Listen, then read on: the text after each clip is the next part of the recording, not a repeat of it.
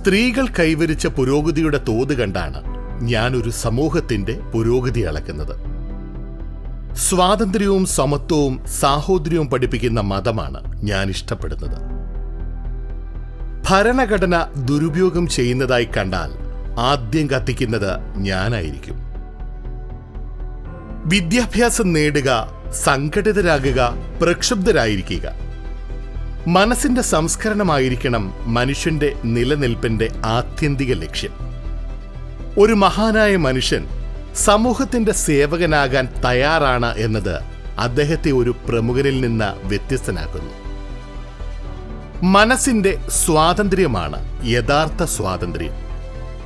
ജനാധിപത്യം, സോഷ്യലിസം, മതേതരത്വം എന്നിവയുടെ തത്വങ്ങൾ ഉൾക്കൊള്ളുന്ന ഒരു ഭരണഘടനയുള്ള എന്റെ രാജ്യമായ ഇന്ത്യയെക്കുറിച്ച് ഞാൻ അഭിമാനിക്കുന്നു. ക്രമസമാധാനം രാഷ്ട്രീയ ശരീരത്തിന്റെ മരുന്നാണ്. രാഷ്ട്രീയ ശരീരത്തിന് അസുഖം വരുമ്പോൾ മരുന്ന് നൽകണം. ജീവിതം ദൈർഘ്യമേറിയതിനേക്കാൾ മഹത്തരമായിരിക്കണം.